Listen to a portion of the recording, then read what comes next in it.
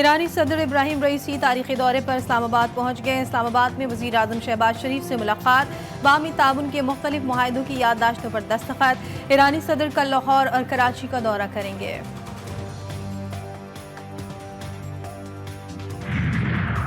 ایرانی صدر کل کراچی آ رہے ہیں۔ متبادل ٹریفک پلان جاری، شہر میں ڈرون اڑانے پر پابندی لگا دی گئی۔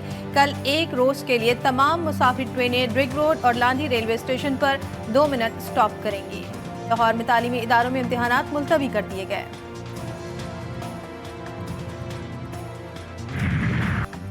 ایرانی صدر کا 3 روزہ تاریخی دورہ، وزیر اعظم ہاؤس پر شہباز شریف نے استقبال کیا۔ ڈاکٹر ابراہیم رئیسی کو گارڈ آف آنر پیش۔ ایرانی صدر پاکستان سے تجارت کا حجم $10 ارب تک لے جانے کے خواہش مند، خصوصی اقتصادی زون سمیت 8 شعبوں میں مفاہمت کی یادداشتوں پر دستخط۔ دہشت گردی کے خلاف مشترکہ کوششوں پر اتفاق۔ غزہ کی صورتحال پر اظہار تشویش، شہباز شریف نے کہا سلامتی کونسل کی قرارداد کی دھجیاں اڑائی جا رہی ہیں۔ ایرانی صدر کا کہنا تھا کہ اقوام متحدہ غزہ میں ذمہ داری پوری کرنے میں ناکام ہو گئی۔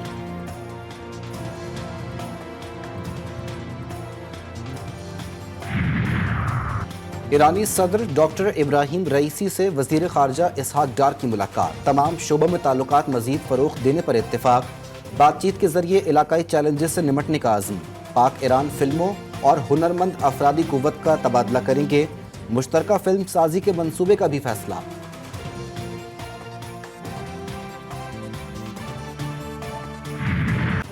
پاک فوج کا ملک سے دہشت گردی کو جڑ سے ختم کرنے کا عزم، سیکیورٹی فورسز کا ڈیرہ اسماعیل خان میں بڑا آپریشن، فائرنگ کے تبادلے میں 10 دہشت گرد مارے گئے، اسلحہ اور بارود برآمد۔ شمالی وزیرستان میں کارروائی کے دوران ایک دہشت گرد ہلاک ہو گیا۔ وفاقی وزیر خزانہ محمد اورنگزیب دبئی پہنچ گئے۔ اہم سرمایہ کاروں سے ملاقاتیں، انفارمیشن ٹیکنالوجی، قابل تجدید توانائی، ٹرانسپورٹ اور لاجسٹکس، انفراسٹرکچر کے شعبوں میں پاکستان میں موجود سرمایہ کاری کے مواقع پر بریفنگ۔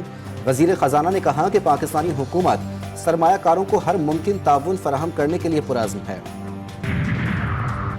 ظفروال میں پولنگ اسٹیشن پر لڑائی کے دوران جاں بحق نون لیگی کارکن یوسف کی نماز جنازہ ادا، کوٹ ناجو قبرستان میں سپرد خاک۔ وفاقی وزیر احسان اقبال سمیت سیاسی اور مذہبی شخصیات کی شرکت۔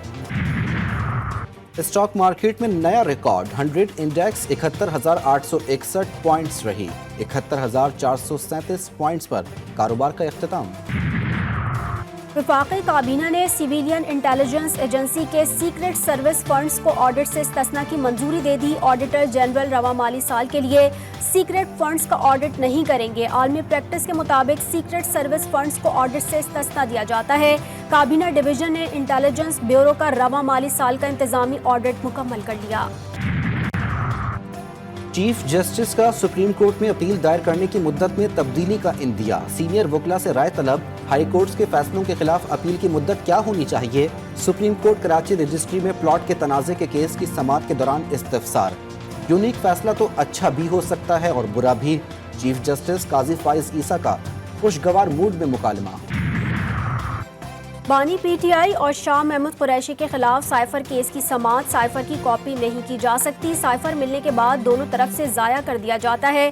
ایف آئی اے پروسیکیوٹر کا اسلام آباد ہائی کورٹ میں بیان، جسٹس میاں گل حسن اورنگزیب نے پوچھا جب تک ڈی کوڈ کرنے کا طریقہ کسی کے پاس نہیں جاتا تب تک کوئی ڈی کوڈ نہیں کر سکتا۔ ایف آئی اے پروسیکیوٹر نے کہا آج بھی سافٹ کاپی وزارت خارجہ میں موجود ہوگی۔ جسٹس میاں گل حسن اورنگزیب نے کہا ٹرائل میں پروسیجر طریقہ کار کی پیروی نہیں کی گئی۔ چیف جسٹس عامر فاروق نے پوچھا آج جو دستاویزات ہمیں دیے گئے اگر اسٹاف سے گم ہو جاتا ہے تو ہمارے خلاف ایف آئی آر ہو جائے گی۔ کیس کی سماعت کل تک کے لیے ملتوی۔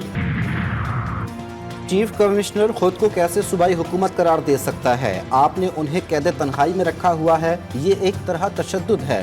بشرا بی بی کی بنی گالا سے اڈیالہ جیل منتقلی کی درخواست کی سماعت کے دوران اسلام آباد ہائی کورٹ کے جسٹس میاں گل حسن اورنگزیب کے ریمارکس۔ اسٹیٹ کونسل کی مزید وقت مانگنے کی استدعا منظور، سماعت آئندہ ہفتے تک ملتوی۔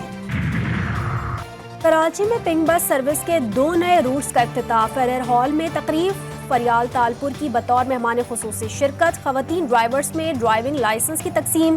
سینئر وزیر شرجیل انعام میمن نے کہا کہ عوام کو ٹرانسپورٹ کی بہترین سہولتیں فراہم کی جا رہی ہیں۔ فریال تالپور نے 2 ماہ کے لیے پنک بس کا کرایہ نہ لینے کا اعلان کر دیا۔